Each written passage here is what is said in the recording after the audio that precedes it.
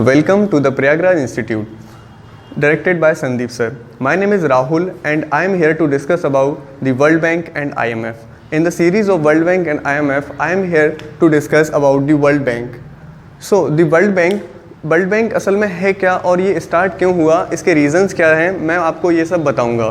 तो world bank के start होने के कुछ कारण हैं। ये शुरू होता है ब्रिटेन वुड कॉन्फ्रेंस के बाद। तो ब्रिटेन वुड कॉन्फ्रेंस क्यों होती है? ये होती है यूनाइटेड नेशंस के इनिशिएटिव्स के द्वारा। जो वर्ल्ड वॉर 2 के बाद जो डिस्ट्रक्शन हुआ था, इकोनॉमीज डिस्टर्ब हुई थी, तो उनको कैसे रिवाइव किया जाए और जो फाइनेंशियल ऑर्डर डिस्ट्रक्ट हुआ था उस ऑर्डर को कैसे दोबारा से मेंटेन किया जाए, उसके लिए वर्ल्ड बैंक को फॉर्म किया गया। और इसके साथ ही आईएमएफ को भी फॉर्म किया गया, जो कि ब्रिटेन वुड्स कॉन्फ्रेंस में इसका फाइनल ड्राफ्ट तैयार हुआ।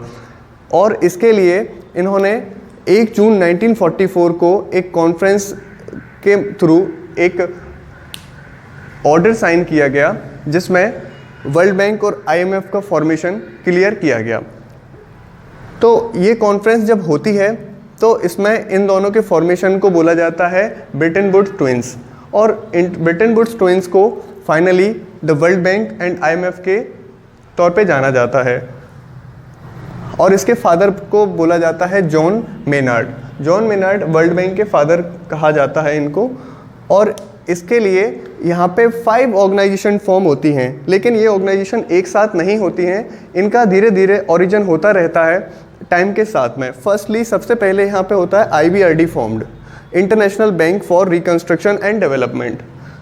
ये फॉर्म्ड होता है 1944 में।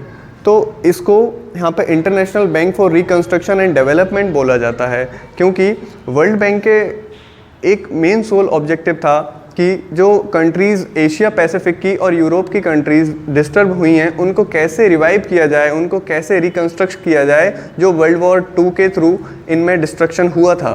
तो इसके लिए IBRD का फॉर्मेशन होता है। जब 1960s में एक नीड होती है कि जो अब पुअरेस्ट कंट्रीज़ हैं उनको कैसे उनके लेवल पे लाया जाए, जो कम से कम मिडिल इनकम कंट्रीज़ हैं, तो उसके लिए IDA फॉर्म्ड होता है 1960 में, इंटरनेशनल डेवलपमेंट एसोसिएशन। इसके 173 मेंबर होते हैं।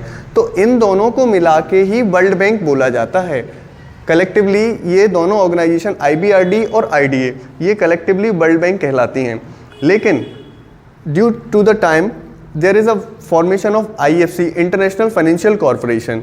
इंटरनेशनल फाइनेंशियल कॉरपोरेशन 1956 में फॉर्म्ड होता है। इसका मेन पर्पस होता है कि प्राइवेट सेक्टर को कैसे कंट्रीज़ के डेवलपमेंट एंड सस्टेनेबल डेवलपमेंट में इन्वॉल्व किया जाए। तो इसके बाद फॉर्म्ड होता है फिर MIGA यानी कि मल्टीलेटरल इन्वेस्टमेंट गारंटी एजेंसी 1988 में। इसका सोल पर्पस होता है कि जो प्राइवेट इन्वेस्टमेंट है, अब जैसे कि क्या होता है कि पॉलिटिकली अनस्टेबल कंट्रीज़ होती हैं और इसके अलावा कंट्रीज़ में कई सारे ग्लिचेस होते हैं, तो प्राइवेट सेक्टर वहाँ पे जाने से पहले सोचता है एक बार कि वहाँ पे जाएं या ना जाएं। तो वर्ल्ड बैंक का जो ग्रुप है, जिसमें कि ये 5 ऑर्गेनाइजेशंस आती हैं, तो उसमें वो गारंटी देते हैं कंपनीज़ को कि आप जाइए और सस्टेनेबल डेवलपमेंट और डेवलपमेंट प्रोग्रेस में उनकी हेल्प कीजिए। तो इसका सोल पर्पस है कि helping the countries with the guarantee of World Bank। अब फाइनली द ICSID का फॉर्मेशन होता है। ये एक international centre for settlement and investment है। इसका है कि ये मेन रीज़न है कि जो डिस्प्यूट क्रिएट होते हैं प्राइवेट सेक्टर कंपनीज़ में और गवर्नमेंट्स के बीच में, उसको सॉर्ट आउट कराता है ये। अब इंटरेस्टिंगली ये देखें तो India IBRD, IDA, IFC, MIGA इन 4 ऑर्गेनाइजेशंस का मेंबर है, लेकिन ICSID का मेंबर नहीं है और इंडिया ने इसको ज्वाइन नहीं किया टिल नाउ, आज तक ज्वाइन नहीं किया है। तो इंडिया जबकि देखें तो IBRD, IDA और IFC इन तीनों का ही फाउंडिंग मेंबर है। इंडिया ने इनके फॉर्मेशन में ही पूरा पार्ट लिया है और फाउंडिंग फादर्स में इनका नाम आता है। जो 44 कंट्रीज़ यहाँ पे इन्वॉल्व थी एलाइड पावर में ब्रिटेन वुड्स कॉन्फ्रेंस में, उसमें इंडिया भी इंक्लूडेड था, क्योंकि इंडिया उस टाइम पे ब्रिटिश एम्पायर का पार्ट हुआ करता था। तो डायरेक्टली वहाँ पे इंडिया फाउंडिंग फादर हो जाता है इन कंट्रीज़ का। इसके जो प्रेसिडेंट हैं वर्ल्ड बैंक के आज के टाइम पे वो हैं डेविड मालपास। ये यूएसए के हैं और यूएसए की ये हेरिडिटरी पोजीशन है। यहाँ पे यूएसए का ही ओरिजिन का पर्सन हमेशा वर्ल्ड बैंक का प्रेसिडेंट होता है। लेकिन फॉर्चुनेटली देखें तो यहाँ पे अंशुला कांत इंडियन ओरिजिन की आईआईटी रुड़की से पढ़ी हुई, आज वो यहाँ पे एमडी हैं, मैनेजिंग डायरेक्टर हैं वर्ल्ड बैंक की। और इसका जो यूएसए का शेयर यहाँ पे है 21.53.2 बिलियन डॉलर यूएसए का यहाँ पे शेयर है। इसी के वजह से यहाँ पे यूएसए एक डोमिनेटेड पोजीशन होल्ड करता है। और यूएसए एक तरह से देखा जाए तो यूएसए का और वर्ल्ड बैंक का कुछ रिश्ता ऐसा है कि तुम्हें जो पसंद हो वही बात कहेंगे हम, और अगर तुम दिन को रात कहो तो रात कहेंगे हम। कुछ इस तरह का वर्ल्ड बैंक और यूएसए का रिश्ता है। तो इसको देखते हुए जब 1998 में इंडिया ने न्यूक्लियर टेस्ट कंडक्ट किए थे तो वर्ल्ड बैंक ने इंडिया की फंडिंग को कम्प्लीटली रोक दिया था, बस ये कहते हुए कि आप गलत यूज़ कर रहे हो फंड्स का।